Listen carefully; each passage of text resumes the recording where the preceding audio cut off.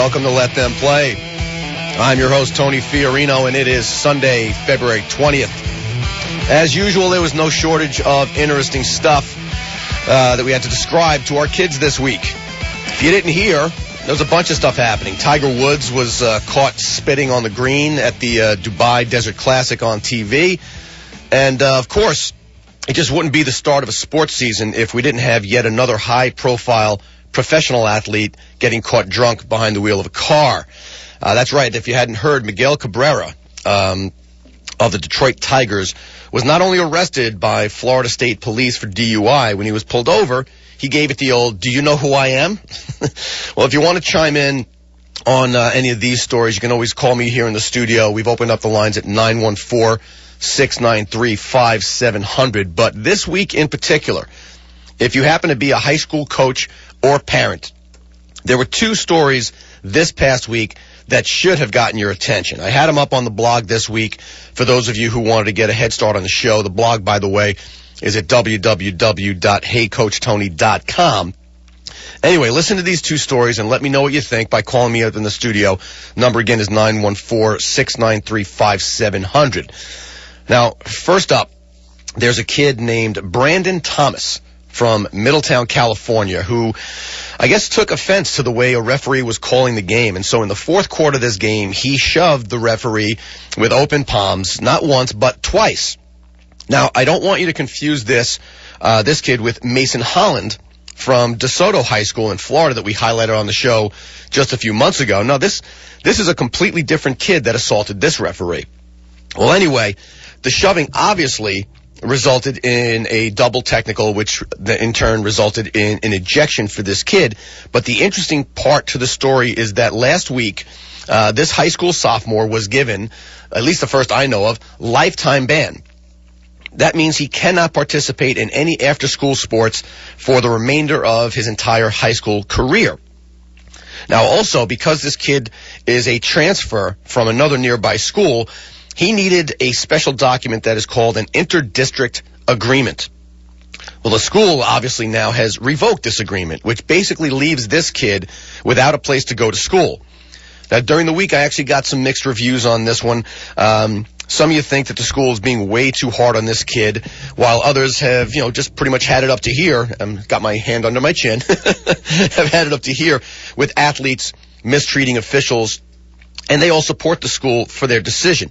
I got a lot more details on this story, and I'm excited to talk to you about it. But while we're waiting for your calls to come in at 914-693-5700, let me go to this other story because this one has a very unique twist all its own. Turns out there is another high school sophomore by the name of Anthony Burruto from Orlando, Florida. Now, he was participating in varsity baseball tryouts along with about, 40 other kids. Now, on the second day of tryouts, Burruto was informed that he was being cut from the team. Apparently, he was having trouble fielding bunts effectively. Well, there's a reason this kid was having trouble fielding bunts effectively. He has two prosthetic legs. That's right, Anthony Burruto had his legs amputated as an infant because he was born with, let's just call it a birth defect. He was born without a shin bone in one leg and without a fibula in the other. Now, this hasn't stopped him from playing baseball on prosthetic limbs since he was 8 years old. But now as a sophomore, he is in high school, and he's facing his first significant roadblock with this being cut from the team. The question I have for you guys is this. Is this really a roadblock? Do you think this coach discriminated against this kid because of his disability, or did this guy just do what I'm assuming Burruto and his family would ask for, which is to treat him just like everybody else? Maybe the kid just wasn't as good as the kids who made varsity. Apparently, according to the story, there were 23 other kids who also got cut, and this is the only kid that anybody's talking about. Now, the Orlando Sun carried the story, and it's gotten a lot of attention from CNN to Sports Illustrated and everywhere in between. I want to know what you think about this one. So give me a call in the studios. It's 914-693-5700. But to kind of set the stage while we're waiting for your calls, I know a lot of you guys are going away this week, and so I got a lot of emails with the, hey, Coach Tony, we're going away, but here's what I think. So I'm going to see if I can get one or two of these in before we actually head over to break. The first one comes in from Jax26, who writes and says, end of the day, if the kid is good enough, then he should be on the team. If he's not, then he shouldn't. I haven't seen him play, but from everything that I've read, it seems that he has the skills to compete.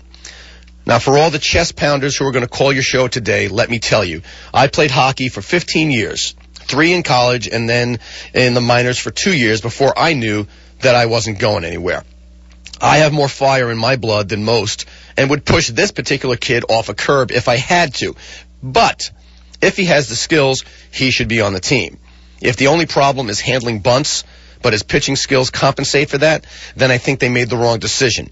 You don't win games by constantly bunting, and if his pitching is good enough, then I think you work out a scheme to handle it. Well, I think you got some interesting undertones in that email there, Jax26, but it's clear that you are a hockey player, not a baseball player, because there's a lot more to this. If a kid can't field bunts effectively, my guess is he's going to have a lot of trouble covering first base on a ground ball to first base, and he's going to have trouble backing up third base on, throws from the outfield. So, to assume that his pitching skills can compensate for his inability to move quickly and efficiently around the infield, I think that's quite a bit of a stretch.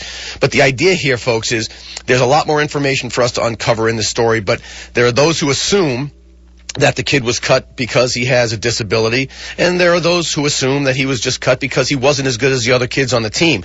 It doesn't eliminate the topic of today, which is, hey, what are the moving parts that go into something like this? So, of course, we're going to be taking your calls and your emails.